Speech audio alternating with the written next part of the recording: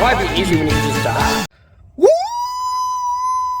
Well, I'm Chewy Mew. Welcome to my channel, but more specifically, welcome to another Chewy Mew video where today we're going to be taking a look at a figure that I got recently. Actually, no, never mind. Let's just pretend it was. And that is the ToyBiz Spider-Man 90s animated series Tombstone. So this guy here, I got him at Goodwill, which is a thrift store in the US.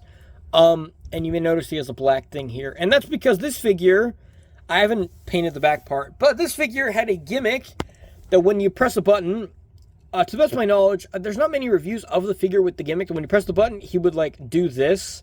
Like you pull the button, he would go like that. You let it go and he would do that. So kind of a dumb gimmick. I put glue dots in there so these joints aren't loose. And one thing this figure has, which is pretty groundbreaking and makes this figure very underrated, is he has butterfly joints. I mean, they were used for a gimmick, but these are basically butterfly joints. Look at that. This pretty much has the same effect. It's a butterfly joint. Like, man, that's better than most Hasbro butterfly joints. That's crazy that this figure from 1994, like a 29-year-old figure has butterfly joints. But let's take a look at the face here. The face is done pretty good. He does have like a slight nose. It's very, very tiny looking, but he does have a nose. Pretty good looking face for a 90s ToyBiz figure. The hair is done well. I was thinking of adding some paint apps to this. Excuse me, kind of like I did with the Alistair Smythe and also Cyborg Spider-Man. So that way they can look a bit more like, kind of more like 2000s era ToyBiz. Like Spider-Man Classics kind of ToyBiz. I need to paint this part black. But I think it looks pretty cool. He's pretty ripped here. He's got the big muscles, big legs, big arms. Pretty cool looking body there. He has this collar, which also looks nice. So I did kind of take this figure apart because one of the gimmicks didn't work right, and then I also removed the button. The button was kind of damaged and stuff. I don't really remember clearly I don't remember too clearly how it looked, but I did cut the figure open and I had to fix some stuff. And so, like, most of this collar piece is actually a separate piece from the torso, so that's pretty cool. Belt buckle here with these straps, looks pretty cool. Pockets.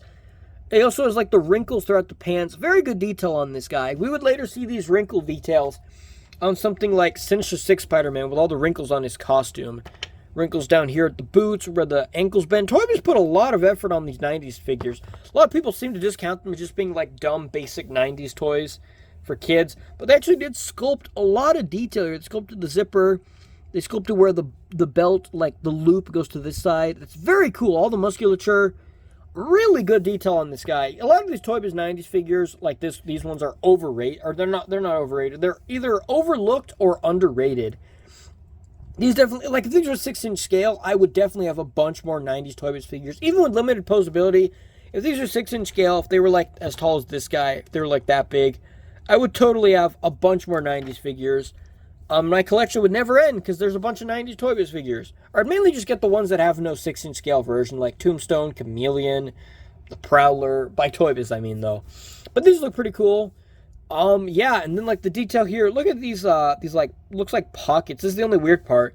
These are sticking out. I don't know why. I don't know why these are here, but that's interesting. Have to yawn. You know, pretty cool looking. The sculpt of the fingers here and like all the veins going up the arms and stuff. Really good detail on this guy. So he did originally come with a gun that you could pop into his hand, like a Tommy gun looking thing. I tried to see if I could put the Chameleon's gun onto his hand, but the hand holes you can see the handles are much different sizes. So I can't speak anymore. So yeah, you can't fit the gun on his hand. That's a bit unfortunate. I mean, not unfortunate. Like, this is the kind of guy I imagine using a gun. He's mostly just a bruiser that tries to just beat the crap out of people with his bare hands, you know. But very good detail on this guy. And he also came with, like, these big boxing gloves. Looks more like something Shocker would use. So he'd put them on his hands, and then he'd, like, punch people. And that was supposed to be part of the gimmick, where you press the button, his arm goes back, and then he punches forward. So that's pretty cool. But yeah, overall, the sculpting on this guy is great.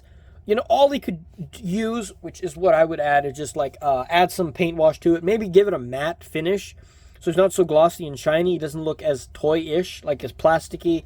So he has a bit more of a finish like this guy, where slight gloss, more like a sateen kind of color rather than matte or glossy. But, you know, that's what I would do to this guy. I'm probably going to do that eventually, maybe. But either way, let's go over articulation now. So the head, he can look all the way around. His color does block it, but you can get him looking completely side to side. The arms rotate all the way around, and like I said, he basically has a butterfly joint. If you have this figure, you're not going to have this this effect. But, you know, he basically has butterfly joints, except the gimmick kind of messes with it. You have a single bend in the elbow with 90 degrees, better than most Hasbro Marvel Legends female figures. You have a waist swivel, and this one is done really good. So, a lot of waist swivels, when you rotate them, it looks like the figure's chopped in half, and it looks really awkward. Like, for example, we have Miles Morales here, where when you rotate it, it looks really terrible. Some ToyBiz figures have this, but a lot of them blend it pretty good. But this guy here, when you rotate it, it blends in perfectly. Like, it doesn't look like his torso is... It doesn't look like he got snapped in half. It looks pretty natural. The legs can kick up all the way. You have a single bend in the knee, which is pretty decent. And then they don't go back. But the articulation on this guy is surprisingly decent. All the articulation for like a 90s ToyBiz figure, the only articulation I would add would be like ankle joints. And that would be like pretty much perfect ToyBiz 90s articulation. I mean, yeah, there was the superposable Spider-Man figures that had like ball joints and stuff like that. But for this guy, all you could really add is like an ankle pivot or ankle hinge. And that would be it. ToyBiz didn't really do a lot of rotations. Like, this was mostly the rotations they would do. You didn't have like boot rotations or wrist rotation, anything like that. And if you did, it was a gimmick.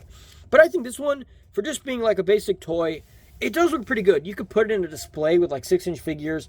It's going to look out of place. And keep in mind, this figure is not too small. This figure is perfect, exact height for figures in its scale. Like, we have Cyborg Spider-Man, who's also been customized.